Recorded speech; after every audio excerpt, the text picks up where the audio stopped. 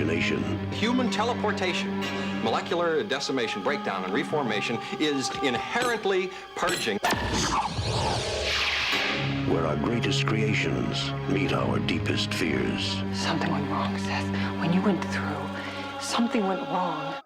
Welcome to the latest episode of the podcast that wouldn't die. I'm your host, Kevin. With me, as always, is Aaron. How do? This week, we have a very special guest. We have Carlo from the Movie Loot Podcast. How's it going? Woo! Doing good, man. Thanks for having me. Absolutely. This week, we'll be discussing the horror classic, The Fly, with Jeff Goldblum, Gina Davis.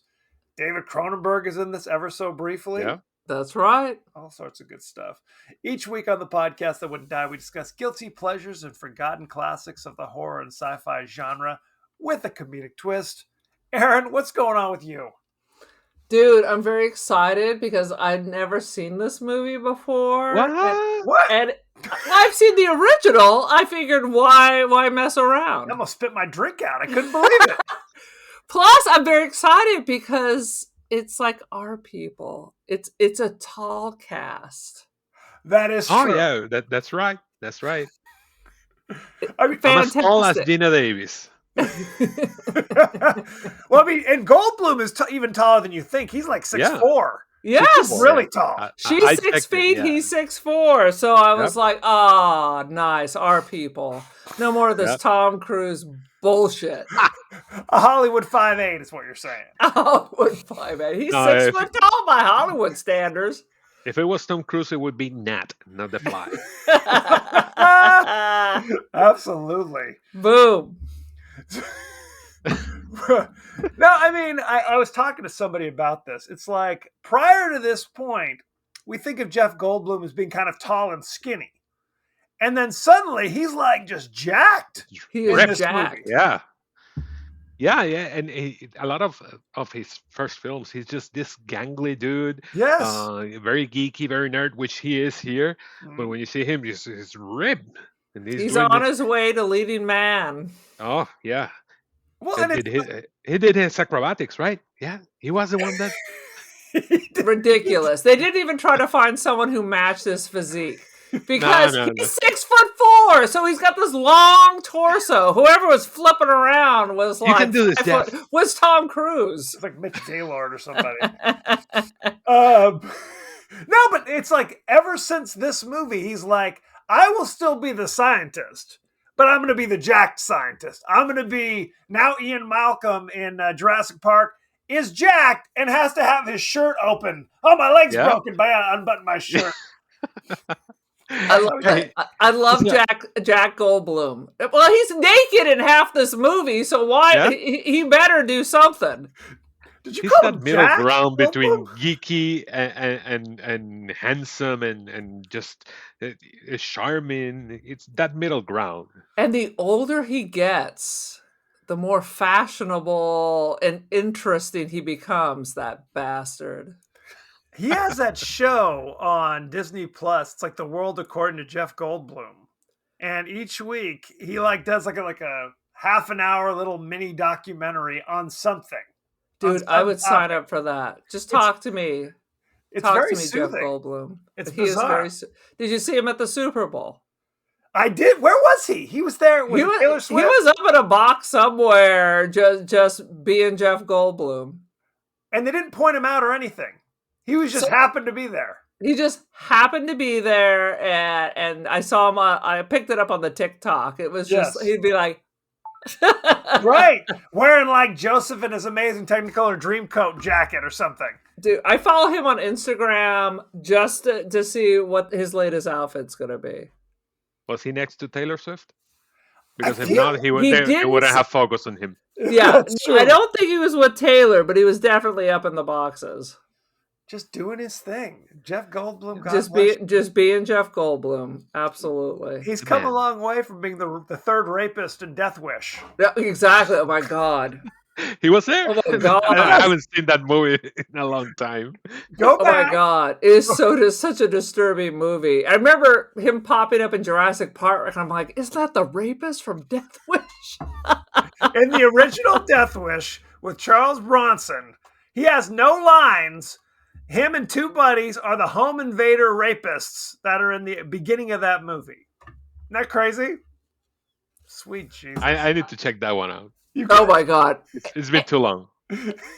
More about Jeff Goldblum. One of my biggest regrets was when I was in London, there was this super ginormous, shirtless Jeff Goldblum statue by the Tower Bridge, and I missed it by a day. I finally was free one day, and I ran out there, and I'm like, where is it? Where is it? I don't see it. I was asking the people at the stores right there. They're like, oh, no, they took it yesterday. I was like, no! He was in a giant inflatable Jeff Goldblum from Jurassic Park with his shirt. I think it was like one nipple exposed. You have to have a nipple. Absolutely. Oh my God. It was some weird bronze kind of looking situation. It just appeared and then disappeared without notice. I was like, so bizarre. Anyway, Aaron, give us your 30-second synopsis of The Fly. A dude invents some stuff because you didn't know programming was so easy that in 5 minutes you can figure out teleportation. Gets the drinking, and then we learn why experiments should be done in a lab without the drinking. He gets all scrambled up with a fly and then just becomes a fly until his girlfriend has to kill him. Until she gives birth to the fly baby. The end. That's a good one. That's a good one. It's very concise. You have already established that this is your first viewing, which is freaking shocking to me. Yeah. I know. I don't think I ever wanted to see it because the end of the original Fly, help me. I was like, that is so powerful. I mean, that is the creepiest thing where they pick up the rock and just smash him right as the spider's about ready to eat him. I'm like, oh. I don't think I will forget that scream ever in my life. Oh my God. And then him dying in the press. I mean, the squisher. Yeah. I That's mean, I one. would have said that didn't need to be remade, but I enjoyed it. They did their own little flavor on there. Now, Carlo, do you remember when you first saw this movie? Oh man, I'm not sure, but I know I saw it probably too early for my age. Late 80s maybe. I do remember one of my older brothers. He's a fan of horror films, and he had a couple of Fangoria magazines that talk about the film and the whole makeup process. And I always found myself intrigued by it. They had how they made the final bug with the eyes and the antenna. And I think it had to be one of those first rentals at the video store when we were kids and teenagers. Maybe not me, but probably one of my older brothers rented it, and I probably saw it. But I have seen it a couple of times afterwards. I think I caught it on TV once. Then I rented it when I was older, and I've seen it a couple of times afterwards. So yeah, I'm a fan. I know. I think I saw it when it was out. Like, I didn't go to the movies. I was too young. But I remember being at like a friend's house, and maybe we rented it or it was on cable or something. Yeah. So I mean, I was fairly familiar with it, but I swear to God, I have not seen it in at least 30 years. I mean, Wow. it's been ages. It's been ages since I've seen it. But it was like, you remember kind of the broad strokes. Yeah. But definitely seeing it this time, it filled in some blanks. It's different. Yeah. It's a whole different experience, let me tell you. Yep. Well, it's interesting because Jeff Goldblum's character is such a quirky little character. You love Jeff Goldblum. He's sweet, and then Gina Davis looks like she's an infant. She looks just like a baby in this. This has got to be one of her earliest roles. Right. This was still like early, like she wasn't a well-known figure at this point. I don't think so. Not till Beetlejuice. I think Beetlejuice really kicked her. Well, I think this one leading into Beetlejuice really kind of set the tone, because I don't think they wanted to hire her. Not to mention she was Jeff Goldblum's girlfriend at the time. Shut your mouth. I didn't know that. Yes. He met her filming Transylvania 65000. Remember that one with Ed Beagley Jr. and Michael Richards.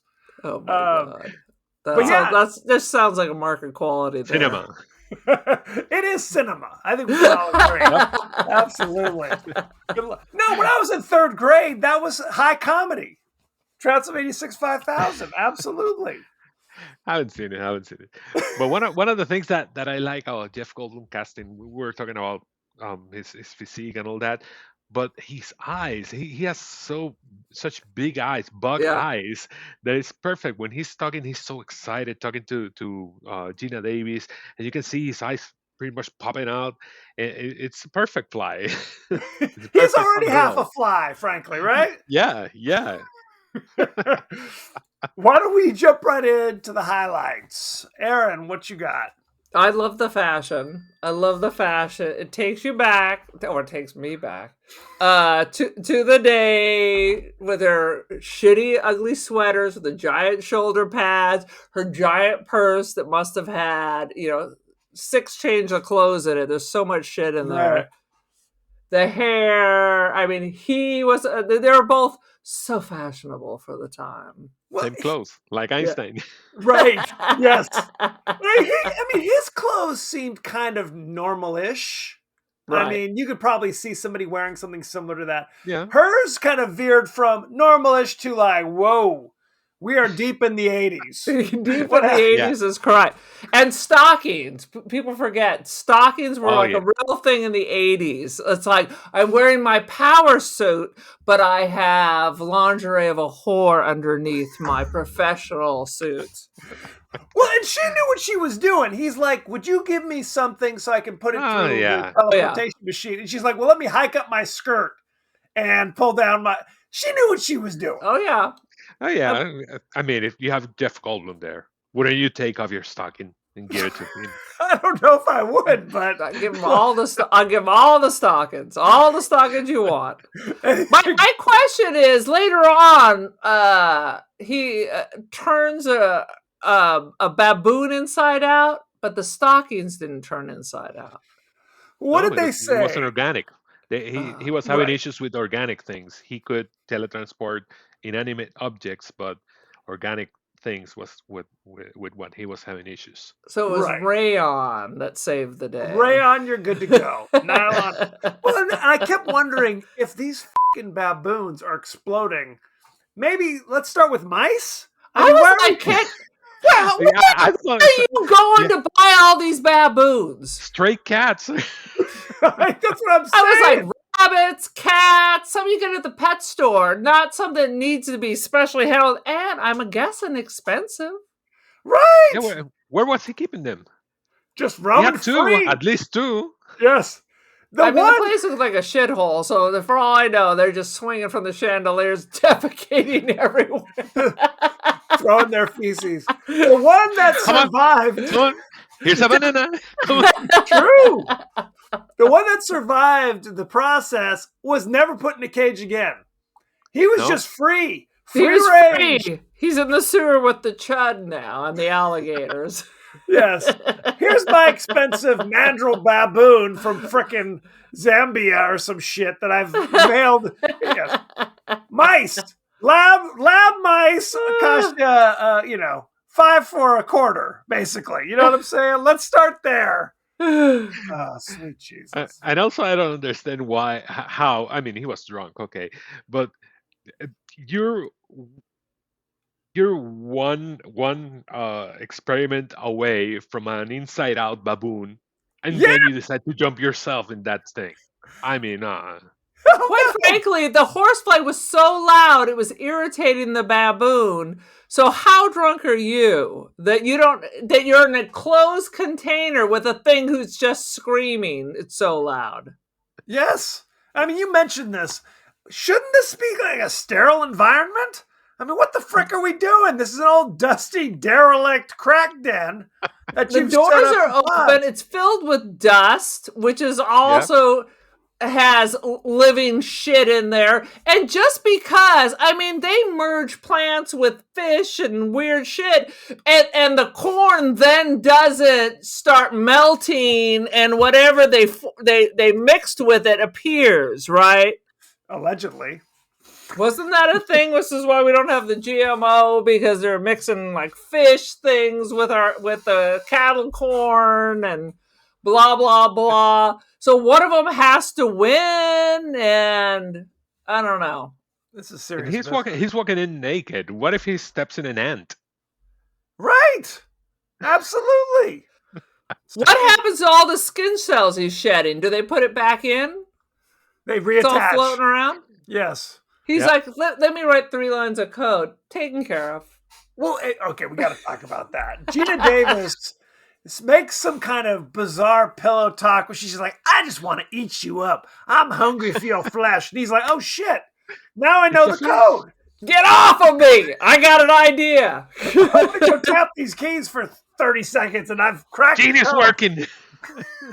What did she say? That they kind of yada that bullshit. It's like, oh, Uh-huh. shit, now that you mention it, I figured it all out. Thank goodness.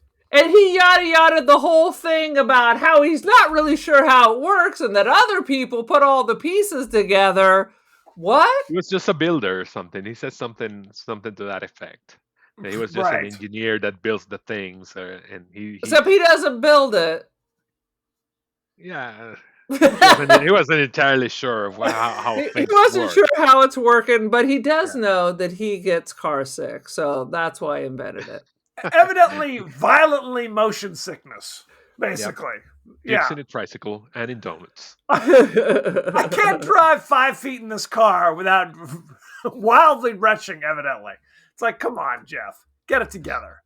I think we need to discuss, this is like Star Trek, and this is like the Prestige. Are these duplicates? Do you die and a copy is there? Is there another version of you now appearing in a field somewhere with a stocking and an exploded baboon?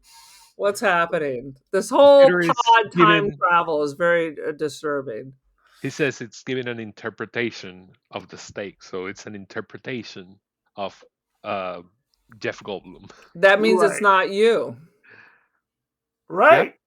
Yeah, Well- yeah. That's why the steak tastes different. Right. Synthetic. It was a very interesting kind of experiment that he did. But again, it's like, oh shit, yeah, this steak tastes like shit. Oh, I got it now. Let me just type in the keys for a couple minutes and we're good. A Thank question: Genius why working. wasn't the plate assimilated into the steak? That's a good question. That's a good. Yeah, I hadn't thought about that. Well, I mean, the goal should be I can get in this thing wearing clothes. Right? Yes, That should be And- the goal. So I'm not naked appearing somewhere else where it's like, oh shit, anybody have a towel? I mean, what, you know what I'm saying? That should be the goal. Jeff, back to the drawing board.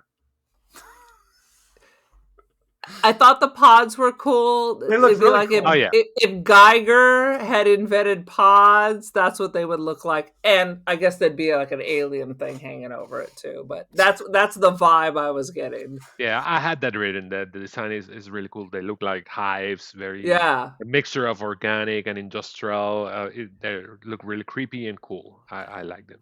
And I what is think all that smoke? And I gotta breathe that until that door opens up? What is that? Fills Steam, with chlorine steam. gas They're or something. The chlorine gas. Yes. Who knows what's happening in there? Who I- knows? Can I have a doorknob on the inside of the pod while we're at it? Is Yeah, that let me. This doesn't look like something you're gonna kick out. That would have helped Gina Davis in the end. yes? Oh, how- And Jeff Goldblum, if it's for you, shouldn't you not have to be curled up into a ball to get inside of it? yeah, make it Jeff Goldblum sized, right? Exactly. I don't want to crouch. No, I but want to be able to be leisurely in my 1 second journey. he's inexpensive, so they built a small one. So Jeff meets Gina Davis at some kind of science convention. Yes. And she's a reporter. Right. But then later when she pulls out a tape recorder, he's like, whoa, hang on. What are you talking about? Why are you recording all my secret? You knew she was a reporter. Yeah. What you- He thought they were just getting busy. So are we supposed to think that, yeah, Was she's a trying to impress reporter, Yeah. I'm a scientist, but she's just trying to get with me? Is that it? But then when they're eating cheeseburgers, cheeseburgers. He says that he can control that he just can't stop talking about that, and that's why he started spewing all the thing about the experiment. But I mean, you gotta know Right. that she was in for the story. Yes. Well, and I kind of appreciate that she's like, "F off, I'm publishing." Yeah. Later, Skater. And then she works for they mentioned Omni Magazine, which I loved back in the day. Omni Magazine was the coolest. It was like a sci-fi, published by Bob Guccione, if I recall. Oh, But that's the thing. that was a thing. Omni Magazine was this it was like science fiction, anything along those lines. And they always had like these crazy Geiger covers, and you'd see it at the supermarket on your way out. It was really cool. But anyway, she worked for Particle, so I don't know if this is Scientific America or if this is like an Omni situation. If this is World Weekly News, or who knows what the situation. Exactly. The Bat Boy. Jeff Goldblum next to JFK hiding in the bushes. Absolutely. They're all hiding in Belize with Elvis. So, oh god. And then there's kind of a bizarre subplot where it's like Gina Davis's boss was her ex-boyfriend. Yeah. What the hell? And then he's like, he basically breaks into her apartment to take a shower. He's like, I just happened to be in the neighborhood. Yeah, I felt scummy. Yeah, you're pretty scummy, is right. He's an interesting character. Him at the end, like that. Now he's all good. Everything's fine now. He's an interesting character. Stathis Borans, because what a crazy fucking name. The script, the script didn't seem to know what exactly to do with him. Right. Because at times he seemed level-headed, then he's a creep, then he says something sensible, then he's a jealous bastard, then he goes back to saying, and in the last act, I felt like he was the most level-headed character, maybe. He was like the hero! Now he's the hero. It was so bizarre. It's a weird character, really, but I really appreciate the moments that he had of really listening to her. For example, when she's worried about, I'm pregnant, and he listens to her, and she says, "Okay, what do you want to do?" And that last act for him was really his moment of shining. Right. Well, he has these very sincere moments. He does, like, kind of spreckled in there. Here's a really, I just don't want you out of my life. Here's me acting, by the way. What is it that he said that which came out of nowhere? Can I claim your body? Yes, it's something that came out of nowhere. I mean, why are you saying that? It's super creepy. And then, you can pretend it's altruistic that he's helping her to get an abortion, but come on. We're getting rid of that because I'm moving right in. Clearly. I don't want your horse fried larva baby. We're getting rid of your fly lover. We're getting rid of your fly baby, and you're coming home to daddy.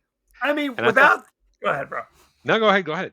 Without him, she's a crazy, like, mutant melted in with Jeff Goldblum's mutant body. Yeah. His hand was freaking melted off, and he's still like, "I'll help you, hon. Here I would have been." You know what I'm saying? He was still like, dragging his body over and saves the day. I would have been like, "Honey, you're on your own. I got a jacked up hand." What is wrong with her that she has no family or friends? Right. He's her only confidant. That's the only person that she can go to in times of trouble. What's wrong with her? She's clearly a jackass. But there was something. What was that Kevin said right now? Never mind. I lost it. About Stannis. His name was like Stannis Borans, something like that. It's an interesting name. So you wonder where it came from. Stathis Borans. Stathis, right? Yeah. What the is that? Yeah. Oh, the thing that I was going to mention. I don't know if you read that they had written a bunch of epilogues for the end where he and Ronnie and Gina Davis end up together, but they ended up scraping them because the test audiences didn't like that they ended up together. So they decided No, to just end it the way they end. So just after they kill Jeff Goldblum. they Spoiler. burned a lot of calories to make him as horribly unlikable as possible. When she's like, "Give me back my key," he's like, "I think I'll keep it as a memento." I think I'll change my locks as a remembrance. He was so awful. He really was. How about we just have some, stress relieving sex? What do you say? Just between friends. How about I sue you for sexual harassment in the workplace and you become a hobo? It's a Me Too situation. I'm Absolutely. scummy. He might be the most horrible character in all of cinema. I mean, he's awful In all of cinema? in all of cinema. I think we can all agree on that. Sweet Jesus. I like how when Jeff Goldblum's trying to like wine and dine her, he takes her to McDonald's. It's like, bro, come on. It's your first date.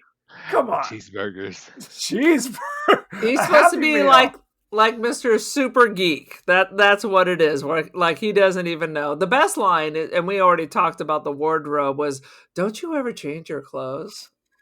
First date conversation. No, these are new. These are clean. These are You clean. and he's not offended at all. Well, and Gina was the aggressor in the Yeah. relationship. He's sitting there like oblivious. She's like, "You're so cute," and he's like, "I am." And the audience was like, "You are?"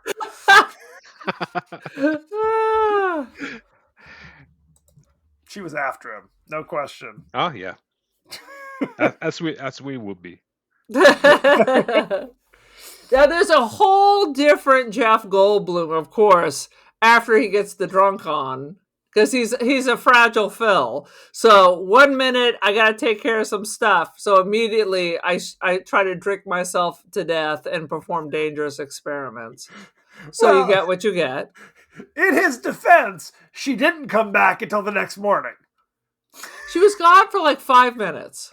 She was not. He was asleep Where'd she in go? bed. She went over and barked came at her back. old boyfriend, and then that was it. Where was she?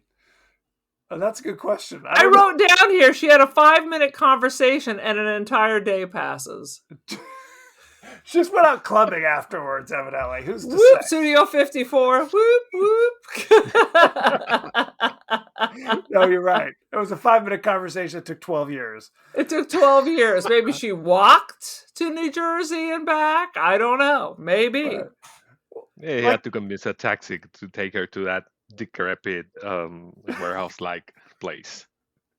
What? I'm not taking you there. Forget it. Well, and that's the thing. When she takes him, Jeff Goldblum, to his warehouse at the beginning, it's like he could be a serial killer. This is the shittiest part of town. There's no one can hear you scream. No. But he's cute. He's kind of cute. He's kind of smart. He's Let's an see. acquired Nothing taste. bad could ever happen to me. Yeah. Sweet Lord. I When was thinking, Go for it. you could really fix up this place. I really like the idea of having one of those big open lofts. I'm watching way too much TikTok and lofts in New York and downtown LA. That's kind of a thing, isn't it? It's like It is. Just the open space, industrial kind of coolness. The big door, sliding door. Yeah, with the big sliding door. I don't like the idea that when those apartments where the elevator opens up into your apartment, that sounds super murdery. a penthouse is what those are called. Yes. But I don't want the riffraff crawling up there. I don't think you could just do. It's not just. I think you have to turn a key or something. It's not like, hey, here I am. This is easier than I thought. I thought like a cat burglar climbing. I just hit the button on the elevator and suddenly I'm in. Good How Wax is about cold. How about when Fly Bloom, looking all methy and sketchy, shows up to the bar looking for some sex and arm wrestling? It was a different time, a simpler time. Yeah, and that's how we settled difference back then. But you're right. That was when he first started, because he was still all big and buff, but his skin was f***ed up. He had some problems. He had some skin issues at that stage Yeah. of the game. It was one of the things that I really probably one of my main complaints is that things felt a bit rushed. That once he does that teleport thing, it was pretty much the next day he gets all aggressive and he starts getting now I'm gonna look another girl and now my body's all falling apart. It was sort of rushed. I would have maybe put some title cards 2 months later or something. Yes, yes. 28 days later. There you go. Why wasn't he an X-Men? Why is it that, like I said, one of the sides has to win? If they're merged, how does one win over the other? He should be flying around solving crime, solving science mysteries, jumping from building to science building. mysteries. That's a special power. As all X-Men do. Again, X-Men. Certainly looked like an X-Men when he broke that wall, that doctor's office wall. Well, and he was like kind of doing the loop-de-loops on that bar. I mean, how strong was that pipe, by the way? That he could do, like, he's like jumping on it and doing all sorts of, it's like, please, that would just cause a flood. It would be a big issue, Jeff. He did announce to the world that he was only $185, so it should be okay. $185 at 6'4". Pure muscle. There you go. He was just like a piece of jerky. I just want to eat you up. I just want to eat you up. You're like start. teriyaki Bloom. Well, you knew he was an asshole because they go out for coffee and he's like pounding on. Wait, I asked for a refill. Get me another cup of coffee. You're like, oh shit. The That's how effects you of knew. drunken experiments. I mean, how long was the relationship? 3 days? It progresses very quickly. Yeah. No question. So he's more of an asshole. There's more time as fly asshole than sweet lovey-dovey Bloomy. Yes. But just like a That's couple of right. days. And she keeps coming back. Well, I'm trying to think. When he cheats on her with the barfly, Right. she disappears for For like 4 days. Was it 4 days? I thought it was 4 weeks. Maybe I'm wrong. It was 4 something. I thought it was 4 days. Shit. Maybe it was 4 weeks. I don't know. It was. He's progressing so fast. I find it hard to believe it was 4 weeks. No, because you're right. He does it. It seems like the next morning his skin is crazy, right? Yeah. And he's angry. Is that because flies are secretly angry? I don't know if they're. I think that they establish that insects have no kind of compassion or whatever. Right. Insect politics. He talks about that. Yeah. Yes, insect politics. They don't have it. He's Yeah. like, that's why you need to leave, or I'll hurt you. I'll hurt you. Here's a question. If he teleports with the fly, why doesn't he immediately come out as all crazy fly man? Right. Because the thing said they bonded at A molecular level. a molecular level, except for 4 hairs on his back. The only hairs on his back, I might bet. And, he is. He was very smooth. He was happy to have them, frankly. There we go. Maybe it's a thing. I didn't know that was a of thing in the ratio. 80s. No, well, maybe it's a thing of ratio. There's more human, less fly, and like he says, for some reason, fly is taking over. I don't know. No, that's. I mean, that's a good point because it's just Flies live for 24 hours. So would the fly part just die? They mate and they die. That is their life cycle, except for the fly bloom. He made it. He did absolutely.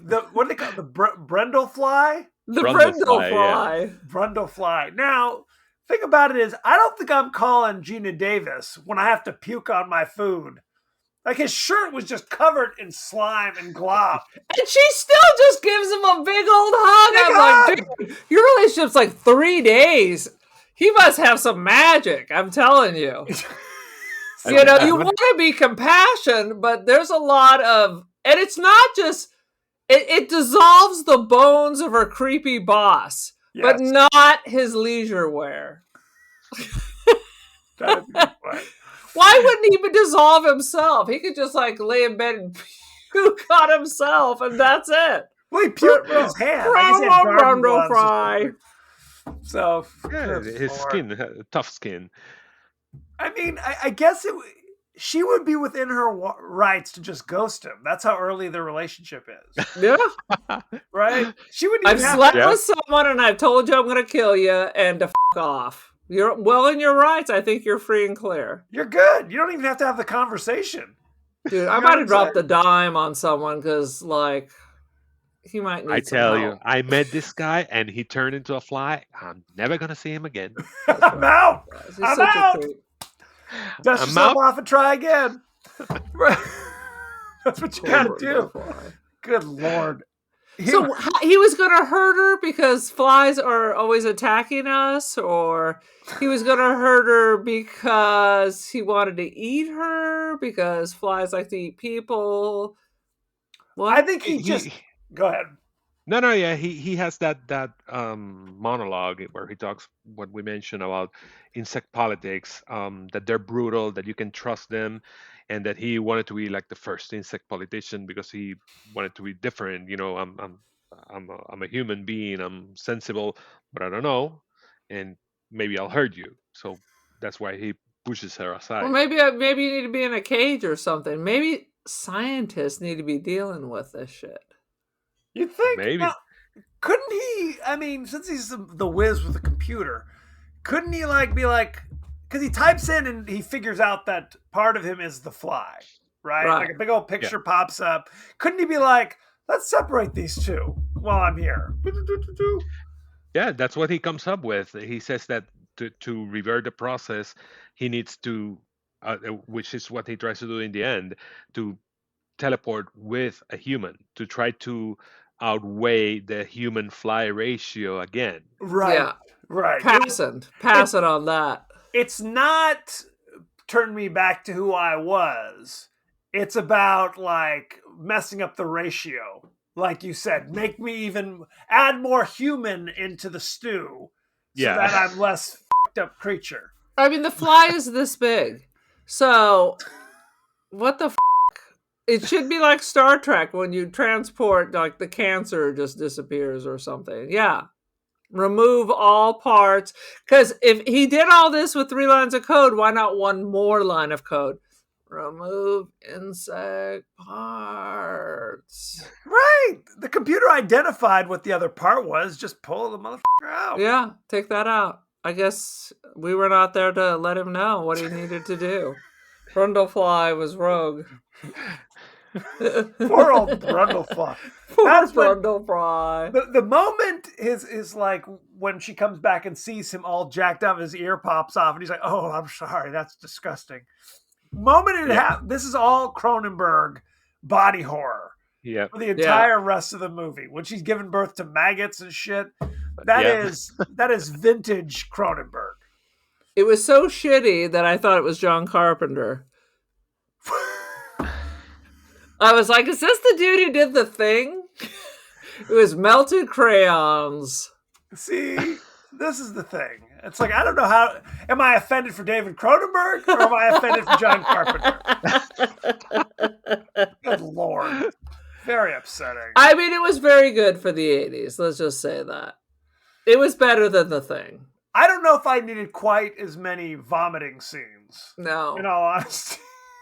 They're like, we have 2 options. It could shit everywhere. Would there be Jeff Goldblum fly specks everywhere? Or we could have it vomit on things. Let's go with the vomit.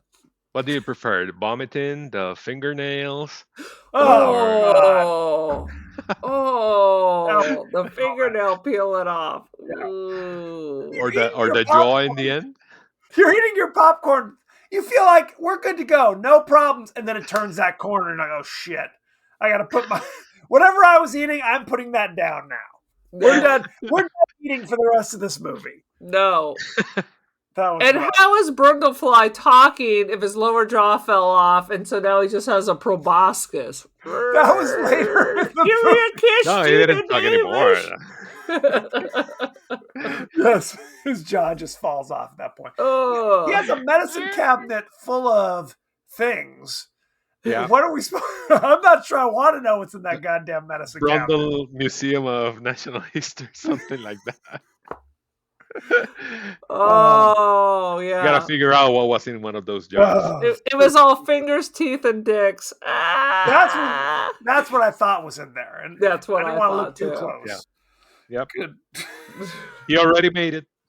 Not No need gonna for need this. that anymore. I'm gonna need it. The good thing is the vomiting scenes. You see him vomit, but there is another step he establishes. First, he vomits on the food, and then he slurps it up. So You when- hear it. You hear it right. Stannis, I want to call him just Stannis. Stannis Baratheon. When Status Baratheon. when he's watching the video, we don't see the video of him eating the food. Thank you, Jesus. Thank you, Jesus. We just see his reaction, and you hear the slurping sound. Oh God! That was yes. That would have been a bridge too far, to say the least. Nice. David Cronenberg. Yeah. Thank you.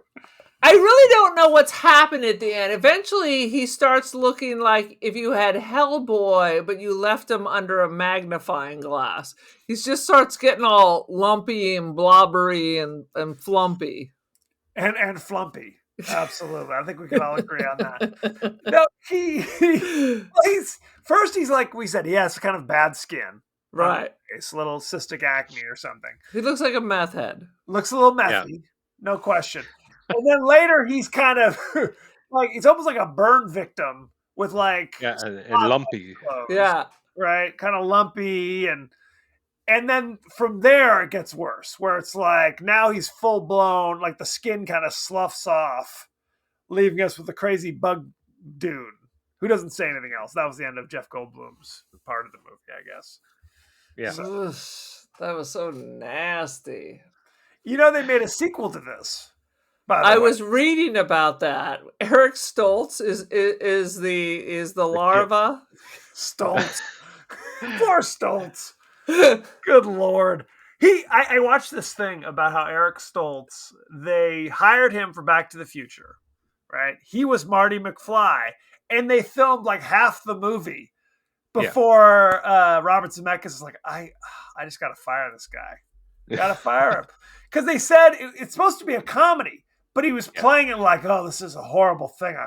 I'm trapped in the past. Oh, what am I going to do? It's like depression. Like, you're not supposed to play it realistic in this situation. And the director couldn't have said that day one.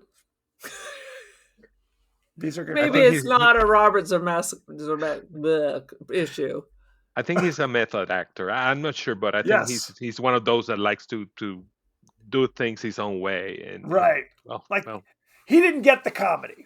Let's just say that. Did he get the comedy of Fly 2? He played all the laughs. Absolutely. No question. But also, I've never seen it. I haven't either. But one more sad thing about Back to the Future. So they fired him. And when they hired Michael J. Fox, they had to fire the girlfriend because she was too tall now. Wah, wah, wah. It really is a sad story. That's super. That's super heightist. That should be illegal. Well, that didn't happen with Gina Davis. And they replaced her with Gina Davis. Absolutely. Originally, Gina Davis was in the role. Yeah. Any other highlights you guys got? We got to talk about the arm wrestling.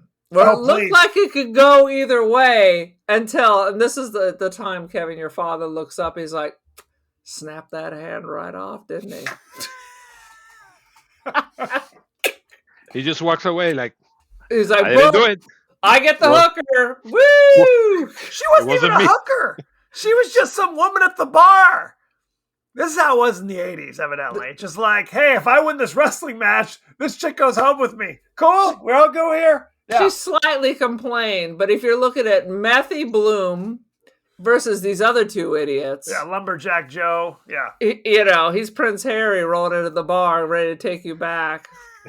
There Prince we go. Harry. Yeah. Yeah. Well, and it was like they were gripping each other, and then it was like ooze or something. Some kind of slime yeah. was. Yeah. From That's the it. fingers. Yeah. Yeah. Ew. It would have been better if the nails would start popping off then. Then I think she would have protested a little more. And his fingernails are just popping off during the arm wrestling debacle. So what is it? He's just an insatiable lover? Is that what we're supposed to think? He's like having sex with Gina Davis for 3 straight hours, and she's like, She's like, dude, enough. Put it Stop. away. and that's what he gets pissed off because after 3 straight hours, she's like, I can't take it anymore. He's like, I'm going to find someone who will then. Later. Dude, this is like meth. Maybe they're making some kind of statement about the 80s. Ooh. We're going to talk about that. I mean, I don't want to share any tales, but that could be a methy cocaine situation too. Could be. How the drug destroys promising young yuppie lives. You know what the weird thing is, that one of the things that I think that Cronenberg was going for, maybe on a more serious note, but he was trying to, I think he was drawing like a parallel with this, what's happening to Jeff Goldblum with terminal illnesses, be it cancer or, considering the 80s, AIDS. Right. And Okay. if you think now, I want to have sex and I want to have a lot of sex, you know what people thought of AIDS back in the 80s, Right. It's good if you're You're bringing this onto yourself. yeah. So I think it's a weird but interesting, very timely parallelism. He Not did have right. like the lesions. Yeah. Did. I I mean, don't know this if is it's definitely an contagious. 80s situation. When Gina Davis comes to the apartment and he's just, I don't know if this is contagious, so stay away from me. So Ooh. Good. That's yeah. a good one. I didn't think about that. See? This movie's deeper than you think. That's right. Right, I'm it's not not sure if fly genomes are contagious. This movie's not just exploding baboons. There's a deeper message. There's deeper messages. Absolutely. I mean, it could be. You I got can something see in your that. pocket for later you want to share with us? You found somebody I wrote their dissertation on this? think he did say it is kind of an allegory for disease. I think he definitely says that. I think he kind of pushes back on saying it's specifically AIDS per se. But cancer. it Yeah. is definitely that is something that he was going for this. So that was very astute. So then let's look at it with the stages of death. There's the Jeff Goldblum's dealing with all of that too, because there's the denial. Look at I'm a superhero. anger, The right? anger pointed at her. But also Oh. the toll it takes on relatives that have to take care of you. Yes, Which is Yes. what you see in Gina Davis. that's when you know they really love you if they're gonna hug you with the fly vomit. Yeah. Oh God. I ain't hugging him.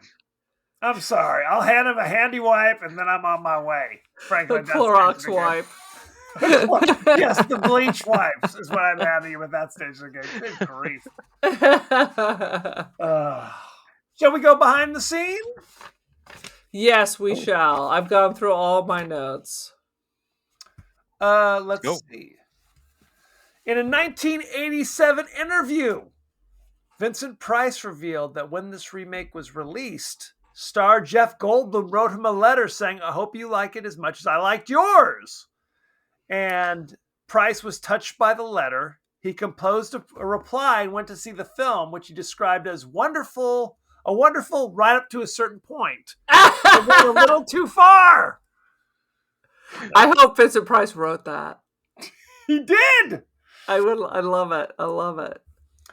Upon watching some of his early films, director Martin Scorsese asked to meet David Cronenberg.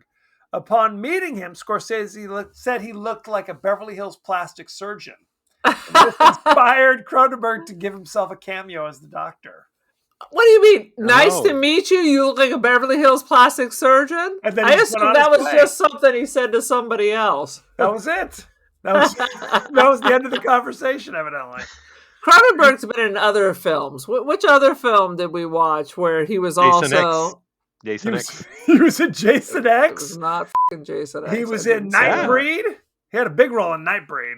Maybe we did Nightbreed. That We was did do it. Nightbreed. He was the serial killer in Nightbreed, remember? Yeah. Yeah. A lot of these other things are kind of little cameos. I don't mean Yeah. that he wasn't in that. I meant that I hadn't seen that. Jason X. Yeah, but he's in it. He's He killed is- by Jason. He is killed by Jason. He's in, because Jason X is by far the most Canadian of the Friday the 13th movie. So of course, you're gonna Take have to- off, eh? Take off, you hoser. What makes it the most Canadian? This is an important question. There's a certain quality of the acting where it's a lot of like, what is this movie about? Oh, like- that's true. That's those- true. That one always seems to slip by. I'm so sorry. There are those moments. Yeah, good stuff. Let's see. The line, I'm saying I'm an insect who dreamt he was a man and loved it, but now that dream is over and the insect is awake, is a reference to author Zhuangzi's famous butterfly dream story. It's also a reference to Franz Kafka's famous short story Metamorphosis. So there you go. See, we knew it was deep. That's the line that's more stuck with me this time. Yeah. Yes. That almost sounded like Crowded House. There is reason within, there is reason without. See? It's exactly the same thing. It's exactly the same. It's Crowded There is House fly meets Franz within, Kafka. there is fly- The scene where Seth and Ronnie are having coffee at the restaurant and Seth is talking endlessly was only half scripted when production began. The remainder was written the night before the scene was going to be filmed, as Jeff Goldblum felt that he could add more to the character. So he created that himself. It's purifying me. It's cleansing me. He's pounding on the table. He's You see, that's what happened. What the hell is happening here? Give me a refill. Garcon coffee! Stay away from her. 100%. No, but he's a notorious ad libber. He Yes. likes to improvise and ad lib a lot. So I don't know how far he was at that point in his career, but maybe that he wanted to add his own flavor to it. I'm Listen. always amazed by Jeff Goldblum, just his line delivery, where you're just like, "What? Why are you pausing there?" Because you running he's a those walking-esque. What does that mean? It means he has that odd delivery of lines like Christopher Walken. He does. It is the craziest Yeah. thing. You think it would be distracting for the other actors? You're like, when do I deliver my line? Because you're still kind of going there, and now are you done? What are we going for? For real, you think it'd be distracting? That's all I'm saying, Jeff. No offense, if you're listening. Jeff, just ignore that. Do whatever. Keep doing what you're doing, friend. You do you, Jeff. The first name mentioned in the end credits is Chris Wallace as the creator and designer of the Brundlefly makeup. And when the audience cheered upon seeing this first credit, and the producer turned to him and said, "You're getting the Oscar," and he did. He wound up getting the Oscar for special effects for this movie. Nice. Yeah, not bad. Must have been Well deserved. a shallow pool. How dare you? It took nearly 5 hours to apply the most extensive makeup stages to actor Jeff Goldblum. Ooh. That's why he was hairless. That's why he was. Well, he's naturally hairless, or What? relatively Like a hairless, seal? like a wet seal. Absolutely. He's got a little something here, and then How do that's you it. know he's naturally hairless? I read an article. They talked about his body hair. What? There was an article in GQ about Jeff Goldblum's body hair. It was. They said that. I may be paraphrasing. There's something about it. Prime Lord. journalism. He's not Robin Williams. That's for sure. According to David Cronenberg, the line, "Be afraid, be very afraid," was invented by Mel Brooks, who produced this movie, while discussing how characters should react to the early stages of Seth Brundle's transformation.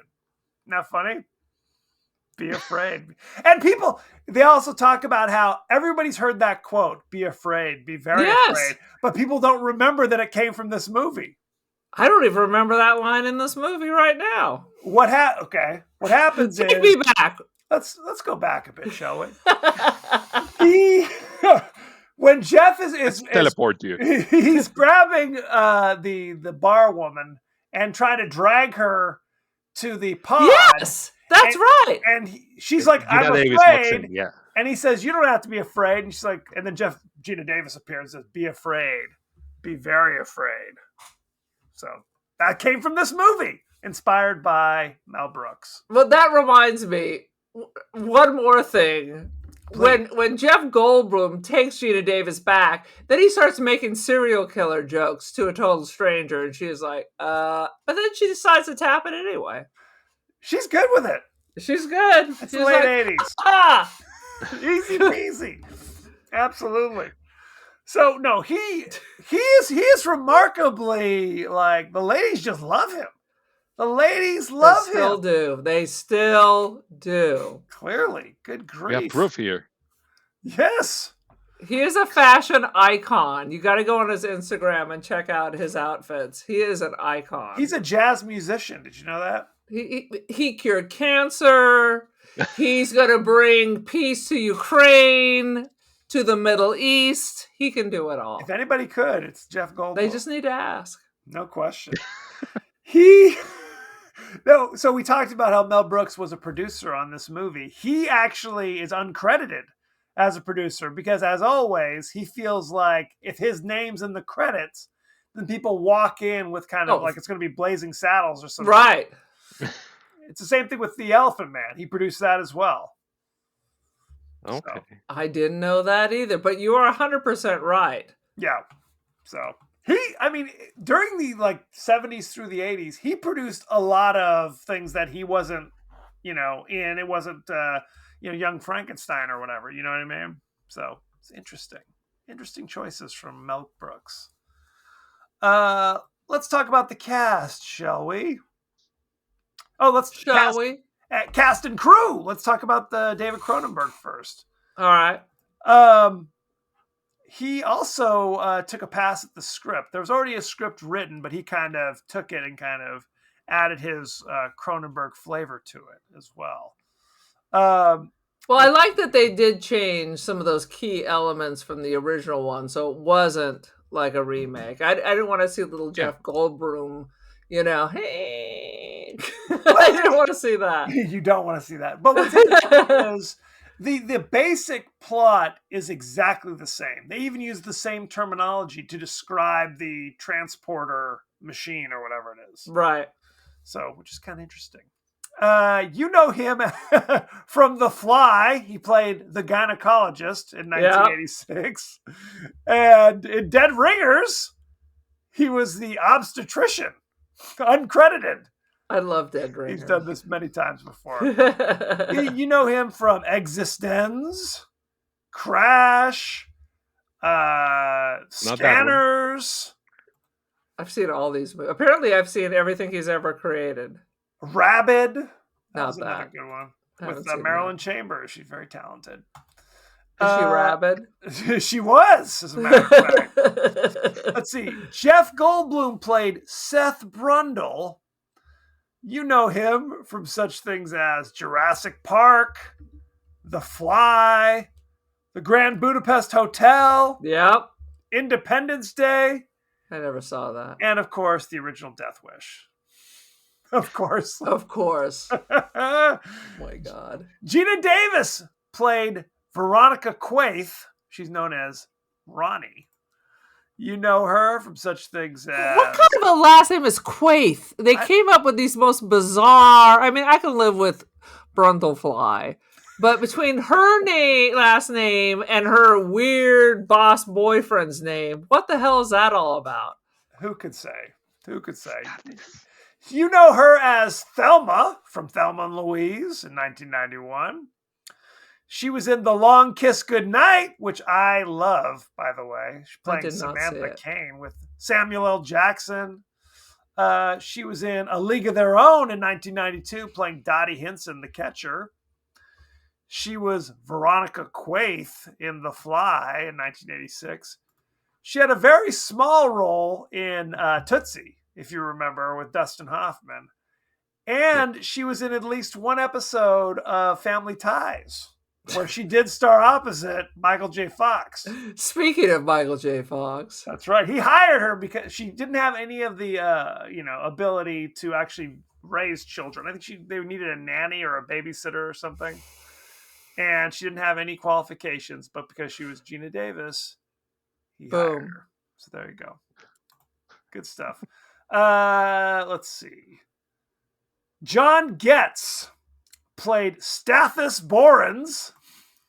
Who makes an appearance apparently in The Fly too. He does. Yep. He's got a lot of stuff going on. He was Cy in The Social Network in 2010. I did enjoy The Social Network. He was Stathis Borans in The Fly. He was Ray in 1984's Blood Simple, one of the I did see that. Coen Brothers movies. Yeah. Is the lead? Yeah. And in 2007, Zodiac, he played Templeton Peck. I saw that. I have no memory of it, but I know I saw it. Am I nuts? Okay. Templeton He looks Peck, so familiar. He's been in a ton of stuff. Templeton Peck was also the name of Dirk Benedict on the A-Team. That was Face's real name. So I don't know who is he playing? Is he a member of the A-Team in the Zodiac movie? I don't know. You didn't know that, but Mr. T, in fact, solved the Zodiac spree. That's why it's not happening anymore. If you haven't seen Zodiac, I actually enjoyed Zodiac, but there are moments that are very real in Zodiac that are upsetting because you're like, ee. The lake one. The lake one. Yes. Yep. Absolutely. It's not like it's gory or, that kind of thing, but just the idea of what you see. Right. So, not spoiling anything. It gets to you. Absolutely. Shall we talk about the rating? All right, lay it on me. Rotten Tomatoes, currently, The Fly is rated 93% fresh. I will say that seems high. I like the movie, but that seems a little high. Do you know what the audience? Rotten Tomatoes. I just want to go on my rant for a second. I believe Rotten Tomatoes is now becoming the TripAdvisor and Yelp, where people just go on there and boost ratings for the sake, like they have fan. You know what I'm talking about? I understand. Have you never been burned by TripAdvisor? Yeah, remember that means that only 97% of people have a favorable opinion of the film, which can be, it was okay. Right. To it was amazing. Right. So that's your opinion of the film. Kevin has never explained that to me. Kevin has never explained that to me. Okay, well, let me explain it to him as well. I thought 97% of the people thought it was f***ing amazing. No. So it could be 97 people going, that's all right. Yes. That's all right. That's exactly what it means. 97% of the people who reviewed it, of the top deemed it acceptable. Deemed it at least acceptable. Right. It's confusing. All right. It's confusing. All right. That is confusing. Yes. So they don't, So it just... Your take on the film qualifies as fresh. Yes. So there you go. Boom. Now it's 98%. Hope it was worth it. The audience gave it. Now I don't even know. I turned away. Let me see. We're a high class operation here. Okay, 83% of the fans gave it a favorable review. All right. Let's 84 look at now. That's right, 84 now. Let's give it. Take a look at the top critics here. Gene Siskel from the Chicago Tribune says, as slimy and as grotesque as some of its special effects become, The Fly is a far superior horror film to the top-grossing film in America of late, Aliens. Whoa! Whoa! What the f***? That doesn't even make sense. And I like The Fly. Oh, Aliens. It's yes, it's which I still love. I still love Aliens. Is he right or usually Siskel's not my man. Ebert was my man. He kind You of goes agree? rogue every now and again. Alright. Old Gene. All right. Uh, They're two different films though. yeah, it's hard to compare them. Let's see. Variety Staff. Oh, my favorite. David Cronenberg's remake of the 1958 horror classic The Fly is not for the squeamish. Casting Jeff Goldblum was a good choice as he brings a quirky, common touch to the spacey scientist He's the role. common man. I think we can all agree with that. Absolutely. Good grief. Let's see. I'm going to find one negative review here. Here we go. Pat Graham of the Chicago Reader. Image so much subverts intention that Jeff Goldblum's tragic fly person finally seems more ludicrous than affecting, voyeuristically bizarre. I don't know what the hell that means, but thank you, whoever you are. Yeah. Thanks for your jib jab. That was a negative Gramps. review. Good Lord. Aaron, what is your review of The Fly? Surprise! I had all intentions of hating this, but I do not hate it. I do not hate it. I am going to give it 3.5 fashion icon Jeff Goldblum out of 5. I don't even have anything rude to say. That's fair. Carlo, what do you got? I used to have it at 3.5. From the last time I saw it, but rewatching it yesterday, I think it went up a bit for me. I've always have issues with the second act. The second act, it's probably the weakest for me, but I think it went smoother this time, so I'm gonna bump it to a 4 stars. You gotta watch it again. It'll just getting smoother, I think. I kind of feel, in my feeling, is like once we get to level 4 stars. Yeah. Now we're looking at The Shining. Well, it's a movie that I'm like, I'm just going to pop this in. You know what I mean? It's a random Tuesday. I'm watching this one again. I don't know if I feel like The Fly is at that level. I think I'm going to say, I think 3.5 is probably a good level. I would say 3.5 throwing up on donuts or Stathis' crispy hand.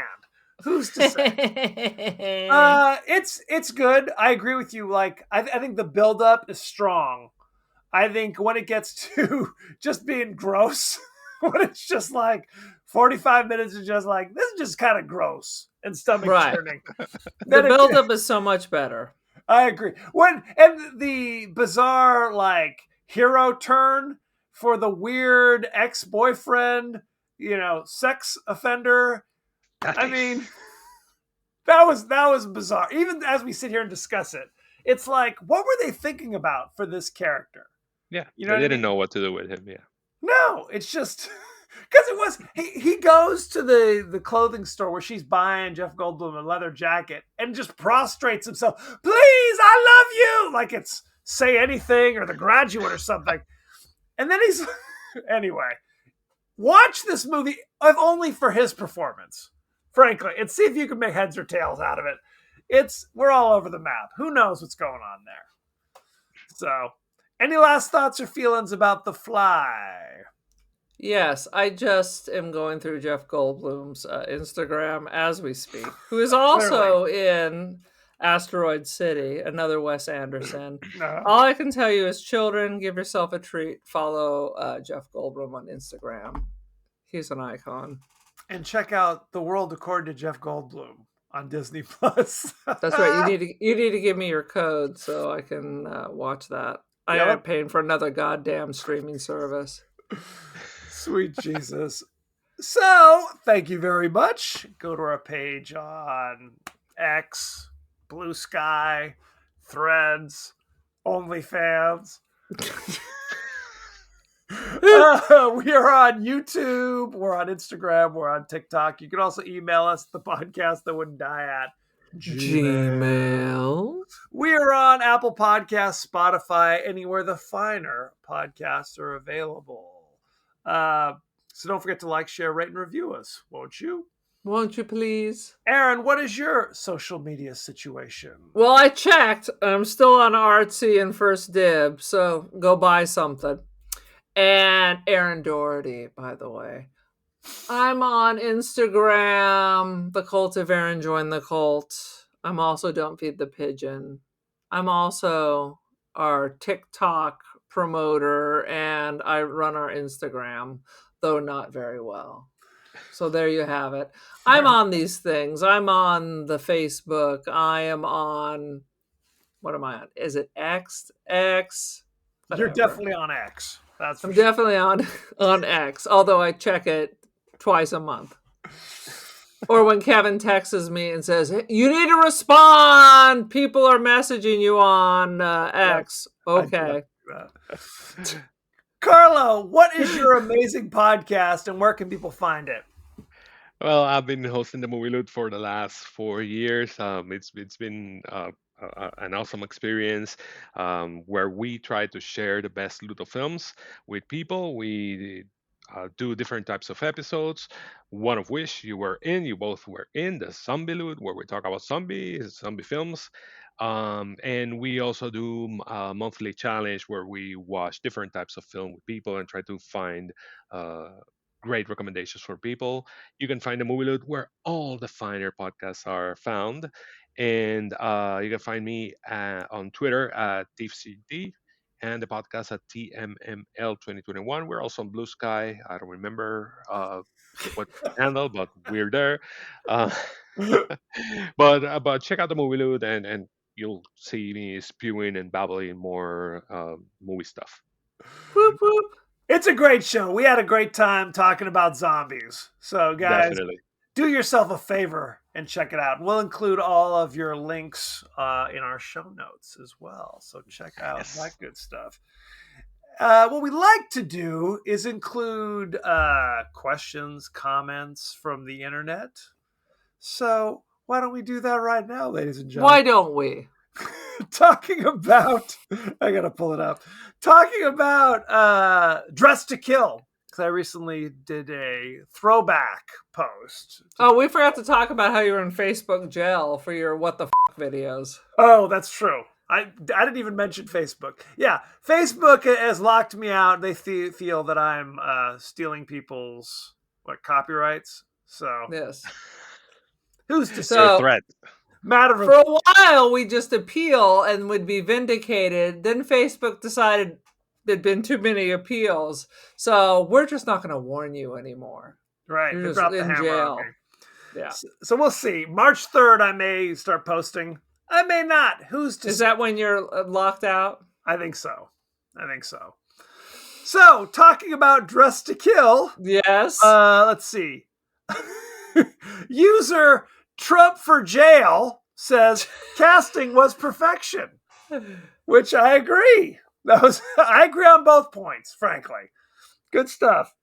Let's see. Jamie Senior 282 says Angie Dickinson, Michael Caine, good movie.